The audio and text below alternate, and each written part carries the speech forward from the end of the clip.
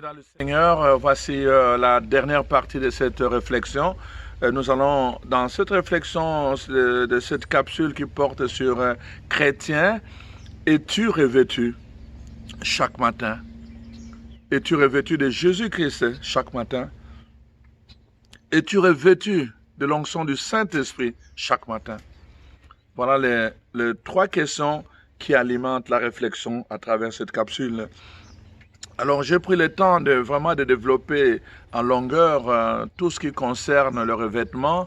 Nous appartenons à cette culture du look. C'est important pour tout le monde. On investit tellement de l'argent.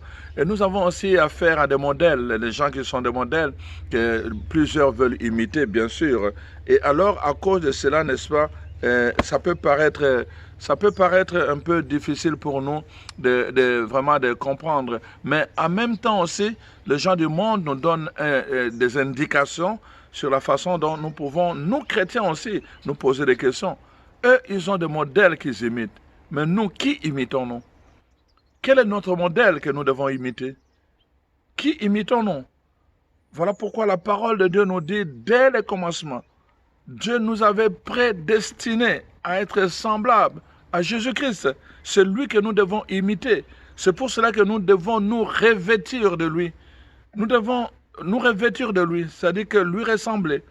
Voyez-vous, nous devons lui ressembler. Et comme je vous ai dit, pour lui ressembler, nous devons commencer d'abord par l'observer. Comment Jésus agit dans telle ou telle circonstance. Comment Jésus agit dans ses relations, avec ses relations immédiates. Comment Jésus agit dans sa relation avec son Père. Comment Jésus agit. Et parce que la façon dont il agit, c'est vraiment la meilleure façon de comprendre comment nous devons, si nous voulons en fait nous revêtir de Jésus-Christ, nous allons comprendre maintenant qu'en fait il s'agit d'abord de cela. Voyez-vous, la parole de Dieu dit dans la première lettre de Pierre au chapitre 3, la Bible dit ceci à partir du verset 3.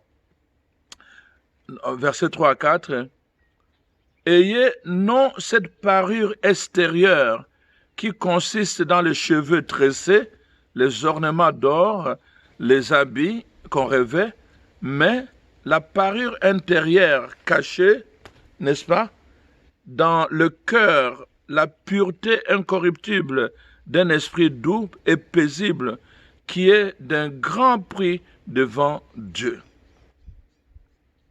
Ainsi séparaient autrefois les saintes femmes qui espéraient en Dieu, soumises à leur mari. Ainsi séparaient autrefois. Voici comment donc les gens, leur parure, ce n'était pas, la Bible dit, il ne s'agit pas de parure qui concerne les cheveux tressés.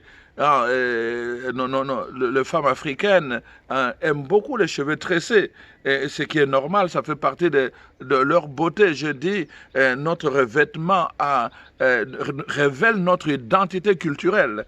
On le voit, et ils aiment beaucoup les cheveux tressés, les ornements d'or et les habits colorés. On va le voir. Mais aujourd'hui, tout le monde, on le voit, les stars, ils portent beaucoup de choses sur leur cou, des ornements d'or partout, par-ci, par-là. La parole de Dieu dit, il ne s'agit pas de cela. Il ne s'agit pas de cela quand nous parlons de « soyez revêtus ». Il ne s'agit pas de cela, mais il s'agit d'un revêtement intérieur, une parure intérieure cachée dans le cœur. Voyez-vous, ça commence à devenir clair, ça commence à devenir explicite. Quand nous parlons du revêtement, il s'agit de notre cœur. Il s'agit de notre cœur, une parure intérieure cachée dans le cœur. Voyez-vous, la parole de Dieu nous dit, c'est ainsi que se préparaient les saintes femmes. Les gens qui ont aspiré à la sainteté recherchaient d'abord cette parure du cœur. Ce qui intéresse Dieu, Dieu l'avait dit déjà à l'époque, quand il avait envoyé Samuel pour chercher à oindre un enfant de Jessé. Samuel est allé, il voyait les grands, il voyait les autres là, il dit, ah, sûrement c'est celui-là, sûrement c'est celui-là, sûrement c'est celui-là. Mais Dieu dit non, aucun d'entre eux. Il dit, mais comment ça? Il dit, oui, il dit, vous autres, les humains, vous regardez l'extérieur, mais moi, Dieu, je regarde le cœur. Je regarde le cœur. Moi, Dieu, je regarde le cœur. C'est pour cela qu'il ne s'agit pas d'abord de cette parure extérieure. La parure extérieure, c'est toujours la conséquence d'abord de la parure intérieure. Je donne tout le temps l'exemple d'un fruit. Quand un fruit commence à mûrir, il y a deux mouvements qui se font. Le premier, c'est qu'il a atteint sa maturité. Alors, à partir du moment où il a atteint sa maturité, il commence à mûrir. Donc, pour montrer que maintenant, il est prêt pour la consommation, qu'est-ce qu'il va se faire? Il va changer de couleur et deuxièmement, il va dégager un parfum. Il va commencer à dégager un parfum. À partir de là, les gens vont voir que la couleur a changé et le parfum du fruit est dégagé. Ils savent qu'à l'intérieur, le fruit est mûr, il est prêt pour être mangé. Voyez-vous? Donc, les deux, la couleur et le parfum, on sent le parfum est dégagé. Il y a quelque chose qui sort de l'intérieur et il y a l'autre qui est d'ordre de l'extérieur. Voyez-vous? La couleur, la splendeur, il va resplendir, il va commencer à resplendir, il va jaunir. Mais à l'intérieur aussi, il va mûrir. Et quand il mûrit à l'intérieur, la conséquence c'est quoi? C'est qu'il va commencer à sentir. On va sentir le fruit. Une banane, une orange, n'importe quoi. On va commencer à le sentir. Pourquoi? Il y a une maturation intérieure qui se fait et qui se dégage à travers l'extérieur. C'est en fait ce double mouvement dont il est question ici. Voyez-vous? Il n'est pas simplement question de chercher de parure extérieure, mais il est question vraiment de chercher d'abord la parure du cœur, dont ça touche à quoi? Au comportement. Les latins disaient « Nemo dat quod non habet ». Personne ne donne ce qu'il n'a pas. Tu ne peux pas donner à l'extérieur ce que tu n'as pas à l'intérieur. Tu ne peux pas donner la joie. Rappelez-vous quand Mère Teresa est décédée. J'ai beaucoup aimé le discours du premier ministre indien à l'époque. Il a dit ceci, Mère Teresa a donné beaucoup d'amour parce qu'il était l'amour. Il a donné beaucoup de joie parce qu'il était la joie. Il a donné beaucoup de compassion parce qu'il était la compassion. J'ai beaucoup aimé cette allusion-là. On ne peut pas donner ce qu'on n'est pas. On ne peut pas donner ce qu'on n'a pas.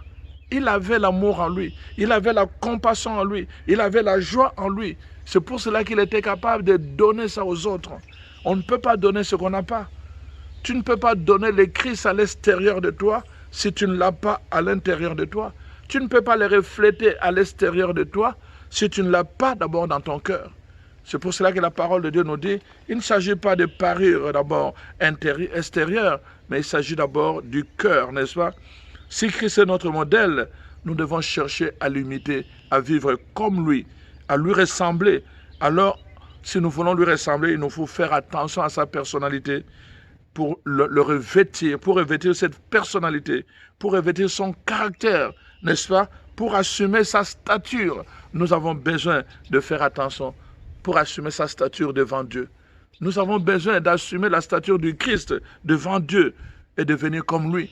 C'est pour cela que vous voyez parfois les gens trouvent drôle. Quand je prends autorité au nom de Jésus-Christ, je me positionne en disant je suis investi de sa présence en moi et je peux prendre autorité devant les démons, je peux prendre autorité devant n'importe quoi. Je peux prendre autorité d'abord parce que je suis sûr, comme disait, n'est-ce pas, l'apôtre Paul, celui qui est en moi, celui qui est en moi, il est plus fort que le problème, il est plus fort que le démon, celui qui est en moi. Mais je dois d'abord être sûr qu'il est en moi, voyez-vous, parce que je ne peux pas le refléter. Je ne peux pas refléter la force qui est son comportement, sa personnalité. Si il n'est pas en moi, je ne peux rien refléter de lui. Voyez-vous, chers frères et sœurs, c'est pour cela que le comportement touche notre système de pensée, notre système de parler, notre système d'agir. Ça touche tout cela. Comment nous pensons, comment nous parlons et comment nous agissons. C'est à travers cela que nous reflétons le Christ. À travers cela que nous révélons au monde que vraiment Christ est en nous. Christ est en nous. Et comme disait l'apôtre Paul dans Galates 2, 20, ce n'est plus moi qui vis, c'est le Christ qui vit en moi. Galates 22. Mais il est dit, j'ai crucifié le Christ. Donc Christ a été crucifié. J'ai été crucifié à la place de Christ. Donc je suis mort avec lui. Et alors maintenant, lui vit en moi. Et je peux le refléter à travers moi. Il vit d'abord en moi et je peux le refléter à travers moi. Voilà pourquoi, chers frères et sœurs, cette partie concerne vraiment d'abord, notre cœur, n'est-ce pas? Ça concerne d'abord notre cœur. C'est vraiment un vêtement qu'on met. Nous devons mettre un vêtement qui nous couvre entièrement de la personne et de l'identité de cette personne, de son apparence, mais aussi de sa vie, complètement enveloppé par lui, complètement enveloppé par lui. C'est ça que nous avons vraiment à faire. Nous devons rechercher cela. Puisque l'homme, n'est-ce pas, s'identifie subtilement aux vêtements, alors qu'il porte, nous devons prendre l'apparence physique de nos vêtements et aussi assurer ses caractéristiques. Et c'est ce que nous voulons faire. Je vous ai dit, les juges, les avocats, les prêtres, les évêques, n'est-ce pas? C'est à travers leurs vêtements qu'ils assument, n'est-ce pas, leurs fonctions. Alors donc, c'est pour cela que vous voyez, la Bible ne dit pas simplement que revêtez le Christ, mais la Bible dit aussi, n'est-ce pas, soyez revêtus par le Christ, soyez revêtus par les armes de Christ, soyez revêtus. Vous voyez? Pas seulement revêtés, mais soyez aussi. C'est-à-dire le double mouvement. Il y a d'abord à l'extérieur, mais aussi à l'intérieur, le deux. Donc, le deux ensemble. Vous le revêtez à l'extérieur, mais à l'intérieur, soyez aussi remplis de sa puissance. Voyez-vous, les verbes sont utilisés vraiment dans deux formes différentes pour souligner ces deux aspects, extérieur et intérieur. Revêtez le Christ, mais soyez aussi revêtus du Christ, qu'il soit en vous. Parce que, vous voyez, on a dit, l'habit ne fait pas le moine. Ce n'est pas le fait de dire que j'ai revêtu le Christ, que tu as le Christ. Mais on doit te reconnaître par l'habit. Si le Christ est en toi, il doit se manifester à travers ton habit. Il doit se manifester à travers ton revêtement. C'est pour cela que, comme je vous dis, le revêtement ne concerne pas d'abord l'extérieur, mais ça concerne avant tout d'abord notre être intérieur. Voyez-vous, dans la lettre aux Philippiens, je vais lire cet extrait-là parce que je trouve que c'est vraiment important. Philippiens 4, 8. Voici ce que la parole de Dieu dit. Au demeurant, frères, tout ce qui est vrai, tout ce qui est honorable, tout ce qui est juste, tout ce qui est pur, tout ce qui est aimable, tout ce qui mérite l'approbation, ce qui est vertueux et digne de louange, faites-en l'objet de vos pensées. Je vous ai dit que le revêtement de Christ touche d'abord notre façon de penser. Et la parole de Dieu nous dit, quand nous pensons, ne pensons pas n'importe comment. Ne développons pas n'importe quelle pensée. Voyez-vous, les pensées viennent parfois de ce que nous entendons et de ce que nous voyons. Nous devons faire attention au choix de ce que nous regardons à la télévision et sur Internet. Qu'est-ce que nous regardons? De quoi sont nourries nos pensées? Voyez-vous, la parole de Dieu dit, même si tu as la liberté, que voilà, à ton âge, ceci est permis ou pas, la parole de Dieu dit, tout ce qui est permis n'édifie pas. Tout ce qui est permis n'édifie pas. Ce n'est pas parce que quelque chose est permis que tu dois le faire. Tu dois vérifier, est-ce que ça peut édifier ta vie, ta relation avec Dieu, ta relation avec le Seigneur Jésus-Christ. Tu dois vérifier cela. Parce que ce n'est pas parce que c'est permis, même si la société permet cela, même si les gens permettent cela, mais est-ce que pour toi, dans ta relation avec le Seigneur, est-ce que ça t'édifie vraiment? Alors tu dois regarder cet aspect-là avant de dire je vais le faire. Voici comment la parole de Dieu nous donne cette indication. Et alors il dit ceci, dans votre pensée, pour nourrir votre pensée, retenez simplement les choses qui sont vraies. Quand les choses ne sont pas vraies, ne retenez pas cela. Aujourd'hui, il y a tellement de médisances. Aujourd'hui, il y a tellement de calomnies. Aujourd'hui, il y a tellement de choses qui n'ont rien à voir avec la vérité. Les gens se plaisent à aller raconter des choses sur les autres. Nous devons faire attention, ne pas commencer à en faire notre objet de pensée. Et comment on commence d'abord à penser, et ensuite on commence à rapporter aux gens. Et à force de rapporter, n'est-ce pas, on va créer tout un mouvement basé sur le faux et nous devenons un témoin de faux. Jésus ne peut pas entrer dans ce qui est faux. Il est vrai, il est le véritable. Et nous devons développer ce qui est vrai. Faites-en l'objet de votre pensée. Je suis le chemin, la vérité et la vie. Si nous voulons marcher avec Jésus, nous devons rechercher, nourrir notre pensée par ce qui est vrai. Nous devons refuser tout ce qui est faux. Voici ce que donc la parole de Dieu nous dit. Alors c'est important. Voilà, la parole de Dieu continue en disant tout ce qui est honorable. Il y a des choses qui n'honorent pas. Il y a des choses qui n'honorent pas. Vraiment, un enfant de Dieu, un enfant du roi, quelqu'un qui est revêtu de Jésus-Christ doit rechercher l'honneur. Il doit rechercher l'honneur. Il y a des blagues là. Vous allez voir des parents avec des enfants, des blagues qu'ils font, des enfants avec des parents, des blagues qu'ils font sans frontières. Il y a des choses qui n'honorent pas. Quelqu'un qui est revêtu de Christ ne peut pas faire des choses déshonorables. Nous devons faire attention. Aujourd'hui, avec l'Internet, avec le Facebook, avec n'importe quoi, parfois on se plaît à mettre n'importe quelle image, à mettre n'importe quelle tenue. Il y a des choses qui n'honorent pas, frères et sœurs. Et la parole de Dieu dit, faites-en l'objet de votre pensée, ce qui est honorable. Quand vous savez que quelque chose est honorable, alors faites-vous une préoccupation. Commencez à vous en préoccuper, parce que c'est honorable. Tout ce qui n'honore pas, éliminez-le dans votre vie, dans votre pensée, dans vos réflexions. Et surtout, ne vous associez pas avec des gens qui sont vulgaires. Des gens qui sont vulgaires, aucun sens d'honneur, qui sont toujours là en train de parler des autres, à critiquer les autres. Ils vont critiquer les autorités, ils vont critiquer ils ne parlent jamais. Ils ne vont jamais parler aux autorités. Ils ne vont jamais parler à la personne elle-même. Ils ne vont jamais prendre le temps de prier, de se mettre à genoux pour prier pour ce qui ne va pas. Ils sont toujours là en train de s'associer avec des gens pour raconter des choses. Autre chose aussi, c'est de s'engager, de s'investir dans des choses que vous n'avez pas vérifiées. Vous n'avez même pas vérifié si c'est vrai. Vous n'avez même pas vérifié parce que ça peut déshonorer quelqu'un.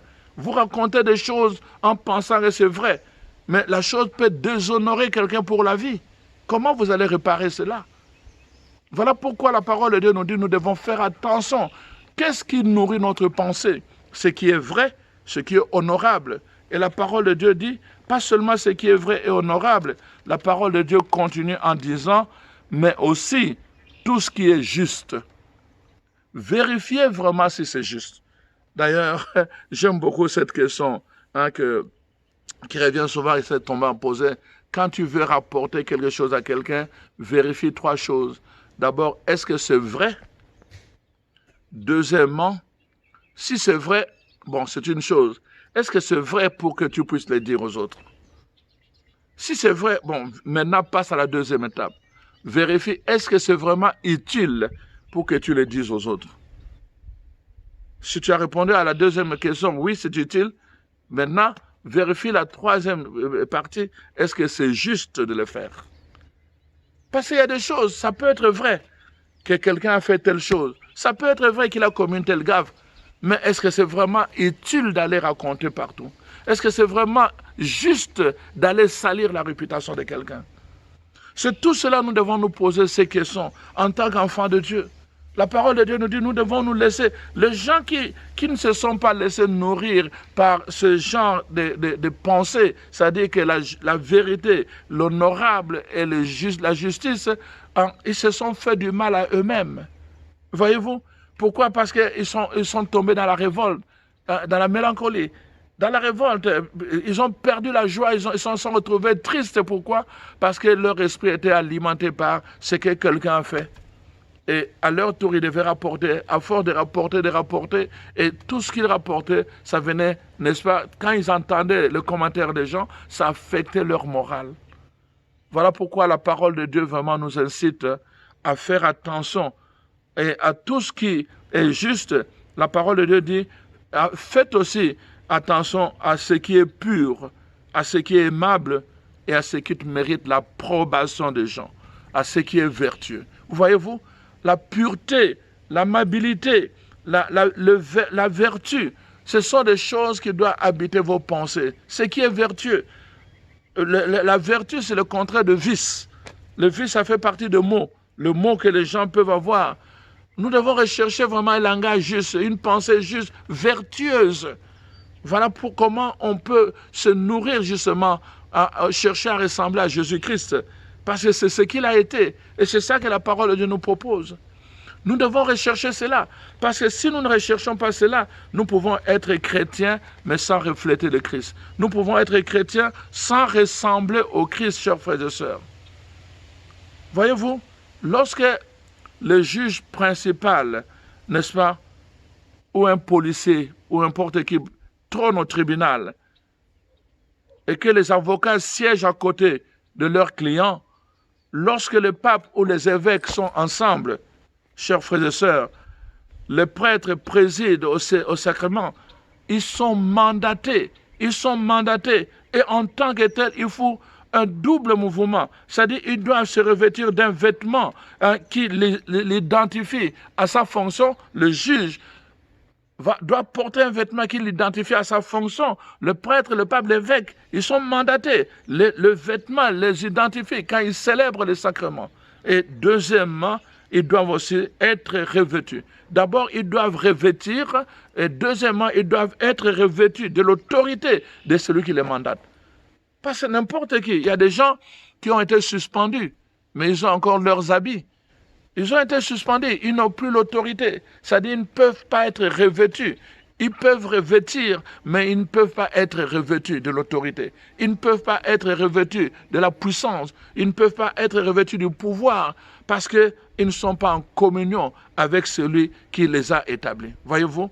Donc la parole de Dieu est claire. Il ne suffit pas simplement, n'est-ce pas, de revêtir, mais encore faut-il que vous soyez aussi, que vous puissiez aussi, n'est-ce pas, que vous puissiez aussi revêtir, être revêtu par la puissance de Dieu. C'est ça l'image que la parole de Dieu nous donne. C'est cette image-là que le Seigneur veut que nous puissions vraiment saisir. Voyez-vous? Donc, pas seulement être revêtu. Quand un juge trône, c'est parce qu'il est investi doublement. Et quand il trône, il doit être revêtu, mais il doit aussi revêtir son habit, qu'il identifie en tant que juge principal. Voyez-vous? C'est très important, chers frères et sœurs. Très important. Nous ne pouvons pas banaliser cela. Et la même chose, quand nous avons affaire à Jésus-Christ, quand nous portons notre revêtement spirituel, c'est la même chose. Nous ne pouvons pas nous contenter simplement de revêtir, mais nous devons aussi être sûrs, avoir l'assurance que nous sommes revêtus parce que nous entretenons une bonne relation avec Jésus-Christ. Nous devons être dans l'assurance. Quand nous sommes toujours en train de parler du mal des autres, quand nous sommes toujours en train de mépriser les gens, quand nous vivons dans le racisme, le tribalisme, quand nous méprisons l'ordre, le Seigneur est venu nous donner le plan. Nous allons voir dans la parole de Dieu. Dieu lui-même dit comment nous devons être revêtus de l'Esprit de Dieu. Quand nous sommes guidés par l'Esprit de Dieu, nous ne pouvons pas, n'est-ce pas, parler n'importe comment, agir n'importe comment. Donc, pour les chrétiens, non seulement ils revêtent le nom du Christ, on nous appelle chrétiens parce que nous revêtons le nom du Christ par des signes extérieurs. Je porte une croix, on peut dire, ah bon, voilà, c'est un chrétien, on peut dire c'est un prêtre, on peut dire, bon, c'est un responsable. On peut le dire, on peut interpréter n'importe comment cette croix que je porte avec moi ici. Mais ça, c'est le revêtement extérieur. J'ai revêtu cela. Alors, je dis, cela ne suffit pas. Encore faut-il que je sois capable de dire en toute vérité, ce n'est plus moi qui vis, le Christ vit en moi. Quand je prie, quand je prends l'autorité sur les démons, comme je l'ai dit, je dois avoir l'assurance que ce n'est pas moi qui vis, c'est le Christ qui vit en moi. Et sa présence en moi me donne la force, la puissance d'agir et de commander en son nom. Lorsqu'on change de vêtements par notre baptême avec Jésus-Christ, nous devenons, dans l'ancien temps, on appelait cela les Christophores, c'est-à-dire des porteurs du Christ. Il est en moi. Si les gens demandent, nous voulons voir le Christ aujourd'hui, en principe, c'est dans les chrétiens qu'ils doivent le voir d'abord. Nous avons tendance à aller d'abord dans l'église. Mais en fait, si on veut voir le Christ aujourd'hui, c'est d'abord dans les chrétiens. C'est le premier lieu vraiment, le lieu privilégié du Christ, de sa présence, c'est dans les chrétiens.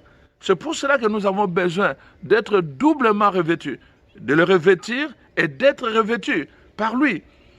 Voyez-vous? Parce que nous sommes vraiment le temple à travers lequel il se manifeste. Nous sommes la maison de Dieu. Nous sommes là justement pour le révéler. C'est pour cela que nous sommes des Christophores. Nous avons vu qu'en tant qu'envoyé du Père, Jésus lui-même a porté. Il a porté jusqu'au bout. Par l'obéissance, il a porté, n'est-ce pas, la mission de son Père. Il a dit, bon voilà, qui m'a vu a vu le Père. Si je n'accomplis pas les œuvres du Père, alors ne croyez pas. Mais si je les accomplis, si vous ne croyez pas en moi, croyez au moins à cause des œuvres. Jésus va dire cela. À travers le revêtement extérieur, il va s'identifier au Père. Quand vous me voyez, vous pouvez voir la miséricorde de Dieu, la compassion de Dieu, vous pouvez voir la grandeur de Dieu, l'amour de Dieu à travers mes gestes. C'est pour cela qu'il pouvait se pencher juste à côté d'une femme samaritaine, une femme, alors que les Juifs et les Samaritains ne se parlaient pas. Ils étaient des ennemis. Il pouvait se pencher à côté d'une femme qui était prise en flagrant délit d'adultère. Pourquoi? Parce qu'il venait manifester l'amour du Père. Il pouvait même se laisser toucher par une femme qui avait des pertes de sang. Parce qu'il voulait manifester cet amour du Père. Alors, chers frères et sœurs, c'est important donc à prendre les habits de Jésus-Christ. Se revêtir des habits de Jésus-Christ exige une transformation de tout notre être. Voyez-vous? De tout notre être. Il est dit dans Colossiens 3, versets 1 à 4, vous êtes ressuscités, en d'autres termes, habillés des vêtements du ressuscité, cherchez maintenant les réalités d'en haut et non plus celles d'en bas. Donc, il y a un changement de décor qui se fait, un changement d'ordre qui se fait dans notre vie si nous sommes revêtus du Christ. Revêtez-vous du Christ, ça dit changer l'ordre, changer de comportement totalement. C'est la première chose que Jean-Baptiste a dit aux gens quand ils venaient se faire baptiser. Vous venez vous faire baptiser, mais convertissez-vous, changez de comportement. Il est question de comportement quand nous parlons de revêtement. Il est question de comportement. C'est pour cela que vous voyez, celui qui ne se laisse pas renouveler par le Saint-Esprit, celui-là, il est foutu. La Bible dit que le Saint-Esprit renouvelle votre façon de penser, votre système de pensée, afin qu'elle ne soit pas conforme au système de ce monde présent, mais qu'elle soit conforme à celui qui vous a appelé, destiné à devenir semblable à son Fils. Voilà, le renouvellement. Le but de cet enseignement, c'est que nous soyons renouvelés. Nous devons être renouvelés. Si nous ne sommes pas renouvelés, nous sommes foutus, chers frères et sœurs. Le but de cet enseignement, c'est le renouvellement. Nous devons nous laisser renouveler. Voilà pourquoi nous allons vraiment parcourir cette dernière partie de la parole de Dieu. Voilà, puisque Dieu, comment, ça c'est Marie qui disait, comment cela va-t-il se faire, ce renouvellement? Alors, je dis, puisque Dieu nous a destinés d'avance à ressembler à l'image de son Fils, c'est-à-dire à le refléter dans notre caractère, notre comportement, cela suppose d'abord que nous ayons en nous la manifestation bien réelle du fruit de l'Esprit. Et quels sont ces fruits? Dans Galates 5, verset 22, la parole de Dieu dit ceci, le fruit de l'Esprit à travers lequel nous pouvons vraiment révéler la présence de Dieu en nous, c'est vraiment... Moi, je dis tout le temps aux gens, prenez un cahier, notez cela et mettez ça sur votre miroir et vérifiez. Vérifiez si l'Esprit de Dieu est en vous, si vous avez le revêtement de Jésus-Christ. La première chose qui est dite du fruit de l'Esprit, c'est l'amour. L'amour. Deuxièmement, la joie. Troisièmement, la paix. Quatrièmement, la patience. Cinquièmement, la bonté. Sixièmement, la bienveillance. Septièmement, la fidélité. Huitième, la douceur. Neuvième, la tempérance, c'est-à-dire la maîtrise de soi. Nous avons besoin de cela. L'amour d'abord. Beaucoup de problèmes que nous avons, des divisions, des racismes, des tribalismes, c'est quoi le fondement? Manque d'amour. Même des problèmes que nous avons dans la médisance, c'est toujours à cause de la manque d'amour. Nous manquons de l'amour. Nous disons nous aimons Dieu, mais nous n'arrivons pas à aimer notre prochain. C'est ça les grands problèmes que nous avons. La parole de Dieu nous dit, beaucoup de problèmes aussi que nous avons, c'est un problème, n'est-ce pas, de patience et de tempérance. Le manque de maîtrise de soi fait que les gens s'énervent vite, ils se décident vite et parfois ils regrettent après. On a besoin de la maîtrise de soi pour bien se comporter, pour bien penser. Quand on est dans des situations, des embouteillages, on est pressé et tout le reste, on peut parler mal parce qu'on n'a pas la maîtrise de soi, de sa langue. Voyez-vous, on a besoin de cela. Alors donc, c'est très important. Et la parole de Dieu nous dit, nous devons être revêtus de cela. Revêtus de cela. Voyez? Et la Bible ajoute encore en plus de cela que nous pouvons être revêtus des armes de lumière. Les armes de lumière, ce sont le contraire des armes des ténèbres. Les armes de lumière, c'est la bonté, comme je viens de le dire. Les armes de lumière, c'est la sainteté. Ephésiens 6, ça c'est dans Romains 13, 12. Dans Ephésiens 6, 11, il est dit « Es-tu revêtu de toutes les armes de Dieu afin de pouvoir tenir contre les ruses du diable ?» On a besoin d'être revêtu aussi des armes de Dieu, voyez-vous. On a besoin de cela. Quand je sors le matin, je dois être revêtu. Dans Colossiens 3, 14, la parole de Dieu dit, 1 Pierre d'abord, 1 Pierre 5, 5, il est dit ceci, dans vos rapports mutuels, soyez revêtus d'humilité, car Dieu résiste aux orgueilleux. L'humilité, nous en avons besoin dans notre monde aujourd'hui. On est tellement orgueilleux. On a besoin des gens humbles. Marie a été choisie parce qu'elle était humble. Voyez-vous? Et la parole de Dieu dit, donc, par-dessus tout, dans Colossiens 3, 14, par-dessus toute chose, revêtez-vous de l'amour. Voyez-vous? Vraiment, c'est vraiment ça que la parole de Dieu nous incite. Nous avons besoin vraiment d'engager tout notre être, notre cœur, notre énergie, vraiment, toute notre affection, l'engager chaque matin, je vous dis, pour que nous puissions vraiment vivre cette grâce. J'aime beaucoup une prière du cardinal Senès, une prière du matin, où il dit, Seigneur, en ce jour naissant, je vais encore me consacrer à toi. Je te demande de me donner des yeux semblables au tien, un cœur semblable à toi, pour que je puisse regarder chaque personne avec tes yeux et ne voir que le bien en lui. Avec tes yeux et ne voir que le bien. Remplis-moi tellement de toi pour que je puisse te révéler dans le monde. C'est ma prière aussi pour toi, mon frère, ma soeur.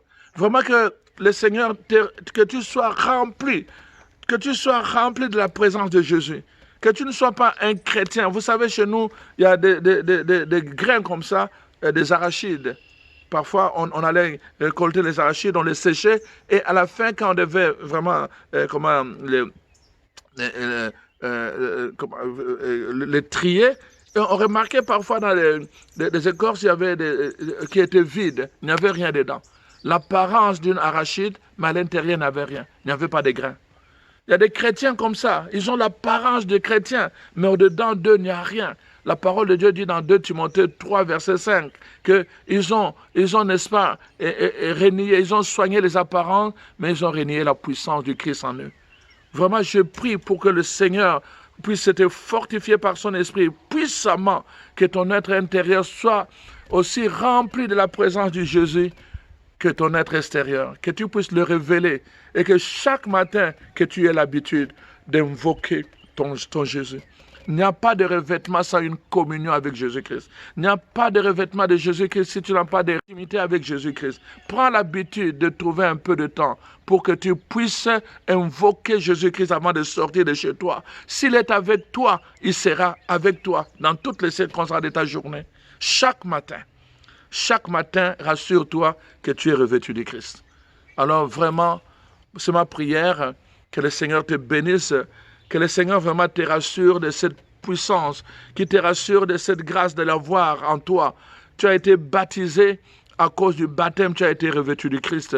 Garde cette présence au-dedans de toi. Nourris la présence du Christ en toi, par la parole, par la prière, par le temps de présence, de méditation. Nourris la présence du Christ en toi. Alors tu seras fortifié. Le Christ en toi va grandir et toi aussi tu seras grand avec lui. Il va grandir, tu seras grand et tu vas acquérir sa stature devant Dieu. Que le Seigneur te bénisse et qu'il bénisse chaque matin, chaque journée que tu auras à entreprendre. au nom de Jésus-Christ. Amen. Alors nous allons nous revoir la semaine prochaine. Vraiment, je vous aime beaucoup.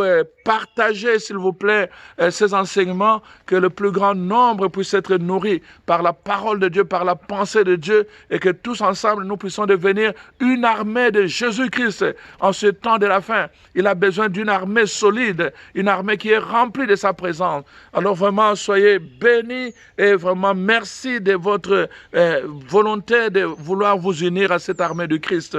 Alors nous allons nous retrouver la semaine prochaine, si Dieu le permet. Soyez bénis chez vous. Bonne semaine.